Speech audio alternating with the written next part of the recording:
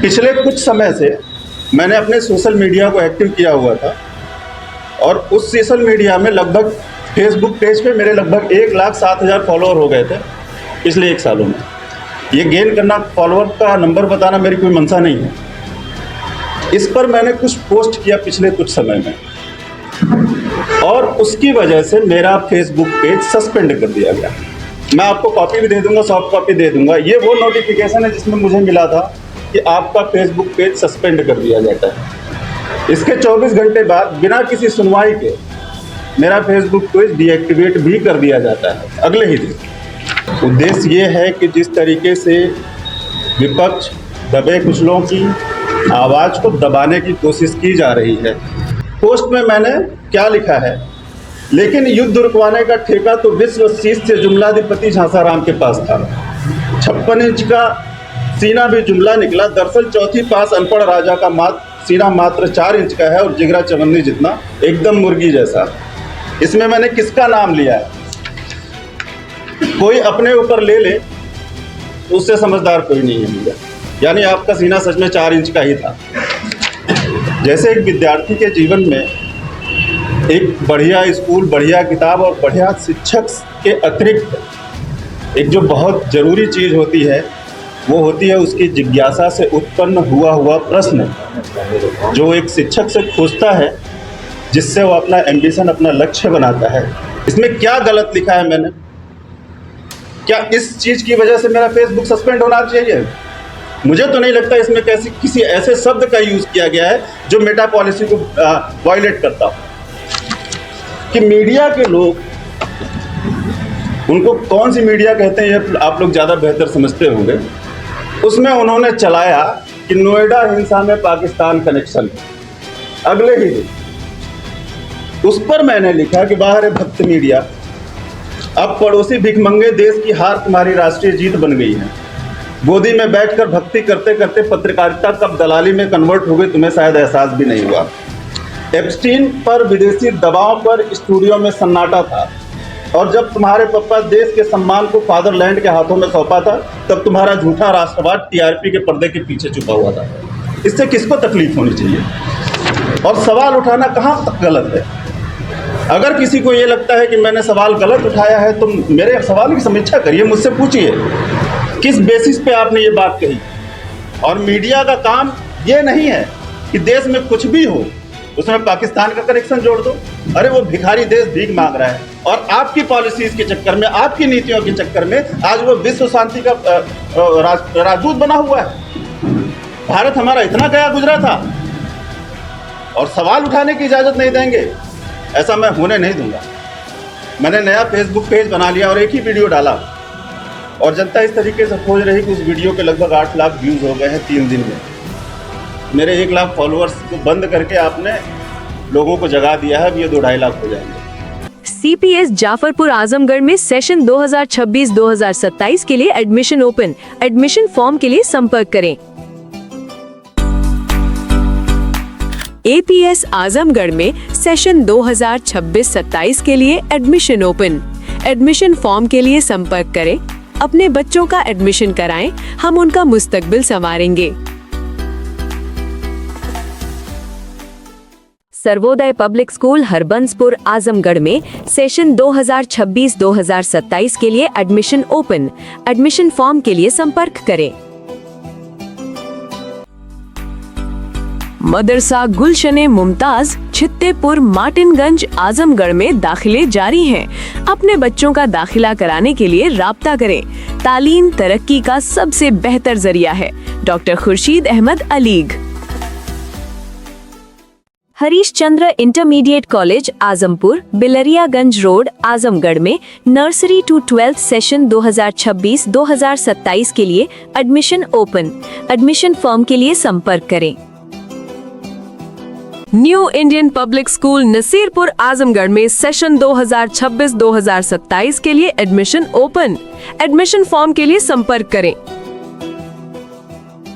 Algu Smarak inter college Azampur Chakiya Azamgarh में nursery से 12वीं तक, यूपी बोर्ड एवं AS public school Azampur Chakiya Azamgarh nursery से 10वीं सीबीएसई बोर्ड में एडमिशन ओपन। एडमिशन फॉर्म के लिए संपर्क करें। बता दें कि नर्सरी में प्रवेश निशुल्क है।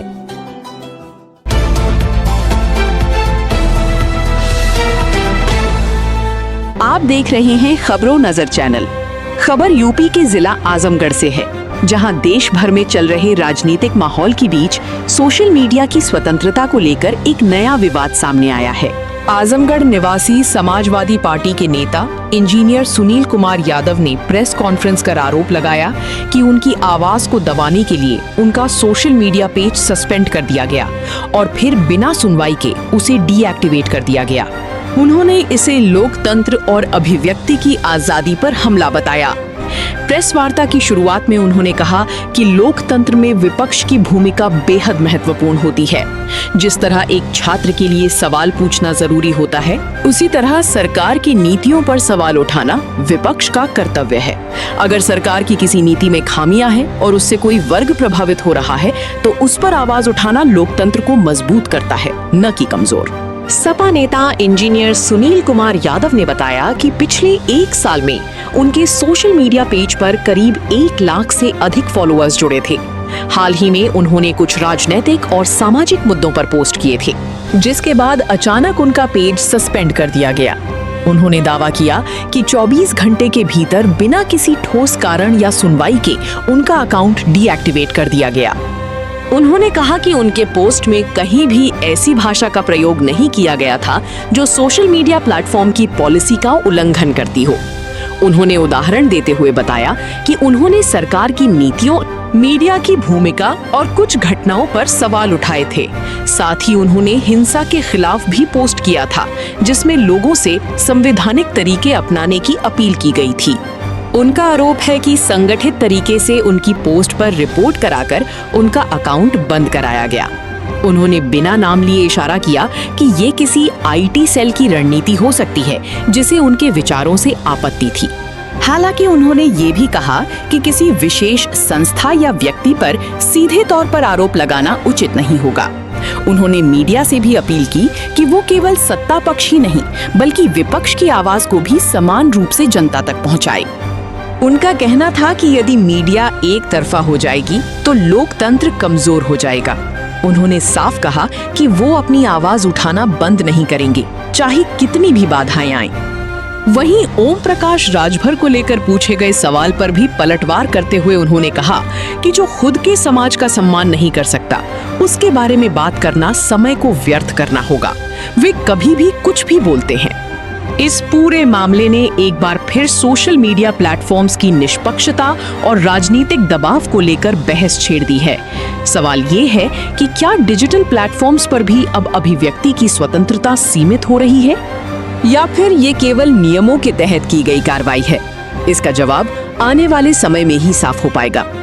इस प्रेस वार्ता के दौरान जिला अध्यक्ष हवलदार यादव और दलित नेता अजीत राव भी मौजूद थे। नमस्कार, प्रणाम, सलाम। बहुत शॉर्ट नोटिस पे आप लोग आए, उसके लिए बहुत बहुत धन्यवाद। आज का जो प्रेस कॉन्फ्रेंस है, उसके पीछे एक उद्देश्य है। उद्देश्य ये है कि जिस तरीके से विपक्ष दबे कुचलों की आवाज़ को दबाने की कोशिश की जा रही है, वो नहीं होना चाहिए। जैसे एक विद्यार्थी के जीवन में एक बढ़िया स्कूल, बढ़िया किताब और बढ़िया शिक्षक के अतिरिक्त एक जो बहुत ज़रूरी चीज़ होती है, वो होती है उसकी जिज्ञासा से उत्पन्न हुआ प्रश्न, जो एक शिक्षक से खोजता है, जिससे वो अपना एम्बिशन, अपना लक्ष्य बनाता है, समाज की कुछ कुरीतियों को दूर करता है और अपने आप को, देश को आगे बढ़ाने का काम करता है। उस चीज़ पर चर्चा करता है वो, जो चीज़ किताब में नहीं लिखी गई है। वैसे ही सरकार है। कोई सरकार अगर सत्ता में है, कोई पॉलिसी इंप्लीमेंट कर रही है, कुछ काम कर रही है, तो विपक्ष का काम है उसके काम की, उसके नीतियों की समीक्षा करना। अगर उसमें कुछ गलत हुआ है, उसकी वजह से अगर कोई ऐसा वर्ग जो वंचित रह जाता है, उसके खिलाफ आवाज़ उठाना। इससे देश का फायदा होता है। अगर किसी नीति में, सरकार की किसी भी नीति में अगर कुछ भी कमी है तो उससे देश का नुकसान होता है। इसी के लिए लोकतंत्र को जिंदा रखा जाता है, इसी के लिए विपक्ष का जिंदा रहना बहुत जरूरी है। पिछले कुछ समय से मैंने अपने सोशल मीडिया को एक्टिव किया हुआ था और उस सोशल मीडिया में लगभग फेसबुक पेज पे मेरे लगभग 1,07,000 फॉलोअर हो गए थे पिछले 1 सालों में। ये गेन करना, फॉलोअर का नंबर बताना मेरी कोई मंशा नहीं है। इस पर मैंने कुछ पोस्ट किया पिछले कुछ समय में और उसकी वजह से मेरा फेसबुक पेज सस्पेंड कर दिया गया। उस पर मैंने अपना रिव्यू फाइल किया। रिव्यू फाइल करने के बाद अगले दिन उसको डीएक्टिवेट भी कर दिया जाता है। मैं 1 बाय 1 आपके सामने वो सारे पोस्ट को जिक्र करता हूं जो मैंने पोस्ट किया था पिछले कुछ दिनों में। ये वो, मैं आपको कॉपी भी दे दूंगा, सॉफ्ट कॉपी दे दूंगा। ये वो नोटिफिकेशन है जिसमें मुझे मिला था कि आपका फेसबुक पेज सस्पेंड कर दिया जाता है। इसके 24 घंटे बाद बिना किसी सुनवाई के मेरा फेसबुक पेज डीएक्टिवेट भी कर दिया जाता है अगले ही दिन। क्यों हुआ होगा ये मैं आपके ऊपर और आपके व्यूअर्स के ऊपर, जनता के ऊपर छोड़ता हूँ। इस पे कंटेंट क्या लिखा था मैं आपको 1 बाय 1 पढ़ के बताता हूँ। BBC न्यूज़ हिंदी का एक आर्टिकल निकला था। इस्लामाबाद में अमेरिका और ईरान के बीच चल रही वार्ता का दूसरा दौर शुरू हुआ है। ये BBC न्यूज़ हिंदी का है। मैं फिर से पढ़ता हूँ। इस्लामाबाद में अमेरिका और ईरान के बीच चल रही वार्ता का दूसरा दौर शुरू हुआ है। वार्ता के इस चरण में दोनों पक्षों द्वारा प्रस्तुत मांगों की तकनीकी पहलुओं पर जांच की जाएगी। मैंने इसका स्क्रीनशॉट लिया और अपने फेसबुक पे पोस्ट किया। पोस्ट में मैंने क्या लिखा है, लेकिन युद्ध रुकवाने का ठेका तो विश्व शीर्ष से जुमलाधिपति झांसाराम के पास था। 56 इंच का सीना भी जुमला निकला। दरअसल चौथी पास अनपढ़ राजा का सीना मात्र 4 इंच का है और जिगरा चवन्नी जितना, एकदम मुर्गी जैसा। इसमें मैंने किसका नाम लिया है? कोई अपने ऊपर ले ले तो उससे समझदार कोई नहीं है भैया। यानी आपका सीना सच में 4 इंच का ही था। श्री योगी आदित्यनाथ जी का एक पोस्ट जिसमें उन्होंने स्पीच देते हुए लिखा था, माफिया मिट्टी में मिल चुके हैं, फिर भी कोई माफिया बनने का प्रयास करेगा तो मिट्टी में मिलने की तैयारी भी कर ले। इस पर मैंने रिप्लाई करते हुए उनको कमेंट में लिखा था कि सिर्फ माफियाओं को नहीं, कुंभ में लापता लोगों को और कोडिंग सिरप में मारे गए बेगुनाहों और मासूमों को भी मिट्टी में मिलाने का काम आप ही की व्यवस्था में हुआ है। आंखों के सामने से धुआं हट जाए तो एक नज़र बुंदेलखंड से सोनभद्र तक चल रहे खनन माफियाओं पे भी डाल दीजिए। मिट्टी हमारी, धुआं आपकी, सरकार आपकी और तो और माफिया भी आपके। इसमें क्या गलत लिखा है मैंने? क्या इस चीज की वजह से मेरा फेसबुक सस्पेंड होना चाहिए? मुझे तो नहीं लगता इसमें किसी ऐसे शब्द का यूज किया गया है जो मेटा पॉलिसी को वायलेट करता हो। जब हमारे यहाँ, आपको अभी याद होगा कि लेबर यूनियन ने स्ट्राइक कर दिया था कुछ दिनों पहले, उस समय मैंने न्यूज़ की ही कुछ स्क्रीनशॉट लेके पोस्ट किया था जिसमें कर्मचारी भाई आगजनी कर रहे थे, तोड़फोड़ कर रहे थे। मैंने लिखा, कर्मचारी भाइयों से अनुरोध है कि तोड़फोड़ या उग्र काम ना करें, संवैधानिक तरीका अपनाएं। आगजनी, चक्का जाम और तोड़फोड़ से सरकार का नहीं, देश का नुकसान होता है। नुकसान वैसे भी योगी मोदी साहब की नीतियों ने बहुत कर रखा है और जनता काफ़ी झेल रही है और भी झेलेगी। आपकी लड़ाई हक की है, इसे हिंसा में बदलकर सत्ता को बच निकलने का मौका मत दीजिए। संविधान का रास्ता अपनाइए ताकि सवाल भी खड़े हों और जवाब भी मिले। मुझे नहीं लगता इस पोस्ट में भी कोई आपत्ति होनी चाहिए किसी को भी। उसके बाद मैंने देखा कि मीडिया के लोग, उनको कौन सी मीडिया कहते हैं ये आप लोग ज़्यादा बेहतर समझते होंगे, उसमें उन्होंने चलाया कि नोएडा हिंसा में पाकिस्तान कनेक्शन। अगले ही दिन उस पर मैंने लिखा कि बाहर है भक्त मीडिया, अब पड़ोसी भिखमंगे देश की हार तुम्हारी राष्ट्रीय जीत बन गई है। गोदी में बैठकर भक्ति करते करते पत्रकारिता कब दलाली में कन्वर्ट हो गई तुम्हें शायद एहसास भी नहीं हुआ। एप्स्टीन पर विदेशी दबाव पर स्टूडियो में सन्नाटा था और जब तुम्हारे पापा देश के सम्मान को फादरलैंड के हाथों में सौंपा था तब तुम्हारा झूठा राष्ट्रवाद टीआरपी के पर्दे के पीछे छुपा हुआ था। इससे किसको तकलीफ होनी चाहिए? और सवाल उठाना कहाँ तक गलत है? अगर किसी को ये लगता है कि मैंने सवाल गलत उठाया है तो मेरे सवाल की समीक्षा करिए, मुझसे पूछिए किस बेसिस पे आपने ये बात कही। सवाल को आपके सवालों को दबाना, आप जो आवाज उठा रहे हो उस आवाज को दबाना, ये लोकतंत्र नहीं है। आज हमारी आवाज दबाई जा रही है, कल आपकी भी आवाज दबाई जाएगी। और मीडिया का काम ये नहीं है कि देश में कुछ भी हो उसमें पाकिस्तान का कनेक्शन जोड़ दो। अरे वो भिखारी देश भीख मांग रहा है और आपकी पॉलिसीज के चक्कर में, आपकी नीतियों के चक्कर में आज वो विश्व शांति का राजदूत बना हुआ है। भारत हमारा इतना गया गुजरा था और सवाल उठाने की इजाजत नहीं देंगे, ऐसा मैं होने नहीं दूंगा। मैंने नया फेसबुक पेज बना लिया और एक ही वीडियो डाला और जनता इस तरीके से खोज रही कि उस वीडियो पे लगभग 8 लाख व्यूज हो गए हैं 3 दिन में। तो मेरे 1 लाख फॉलोअर्स को बंद करके आपने लोगों को जगा दिया है, अब ये 2-2.5 लाख हो जाएंगे। ये लगातार डाले थे, कैसे मतलब जी लगातार डाला था, सस्पेंड हुआ? लगातार डाला था। मैं लगभग हर रोज डालता हूँ पोस्ट, कुछ ना कुछ। ऐसे पोस्ट भी डालता हूँ जो देश हित के लिए जरूरी है, ऐसे पोस्ट भी डालता हूँ जो गांव हित के लिए भी जरूरी है, ऐसे पोस्ट भी डालता हूँ जो सरकार की नीतियां उसमें कुछ खामियां हैं। क्या बुराई है इसमें? अगर सरकार कोई नीति बना रही है और उसमें कुछ खामियां हैं और उस पर सवाल उठाया जाए। प्राइवेट फेसबुक है, जैसे प्राइवेट कंपनी का है, ये सोशल मीडिया प्लेटफॉर्म है, तो आपका क्या आरोप है कि मतलब इसमें? देखिए ऐसा है ना कि इसमें कोई शब्द ऐसा नहीं लिखा गया है जिससे इससे मेटा की पॉलिसी वायलेट होती। मैं इंजीनियर हूँ, थोड़ा सा पॉलिसीज को मैंने स्टडी किया हुआ है। इसमें कोई भी शब्द ऐसा नहीं लिखा हुआ है जिससे मेटा की कोई पॉलिसी वायलेट होती हो। माफियाओं का शब्द का नाम योगी आदित्यनाथ जी ने लिया था, मैंने नहीं। मैंने इस पे कमेंट लिखा था। तो किसी चीज को कंडेम करने पे मेटा तो नहीं बैन करता है। इसमें जहां तक मुझे ऐसा एहसास है, किसी आईटी सेल ने इस पे हमारी पोस्ट पे ज्यादा से ज्यादा रिपोर्ट किया है ताकि ये मेरा फेसबुक पेज बैन हो जाए। क्या आपका यह मानना है कि जुगर वर्ग भी दबाव में आ गए हैं? क्या माफ करिए, फिर से रिपीट करिए। आपका यह मानना है कि जुगर वर्ग भी दबाव में आ गए हैं? क्या मोदी और योगी थे?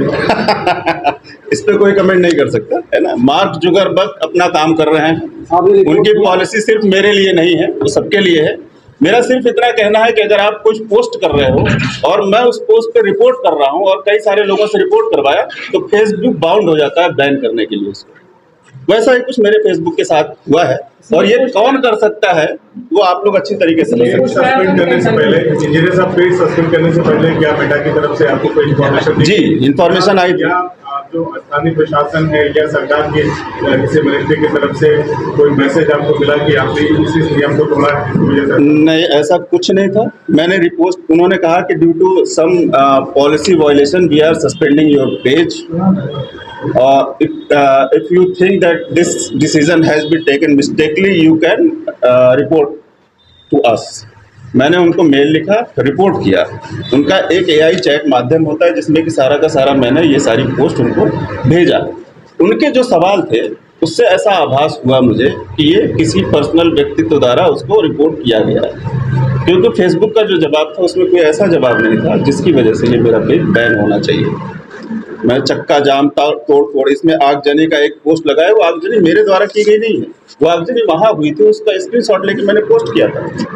एक और पोस्ट मेरा छूट गया है, मैं बता देना चाहता हूँ आपको। इस पोस्ट में मैंने किसी का नाम नहीं लिया है, ना ही किसी व्यक्ति का, ना ही किसी पार्टी विशेष का।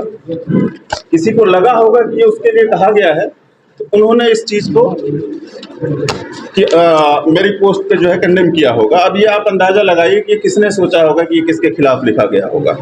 ये बात है उस दिन की जिस दिन महिला आरक्षण के लिए न्यूज़ आई थी, अगले दिन सदन बैठने वाला था।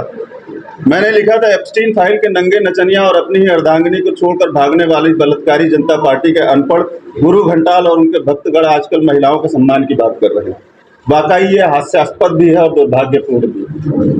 ये बलात्कारी जनता पार्टी अगर कोई अपने आप को समझ रहा है तो समझ ले।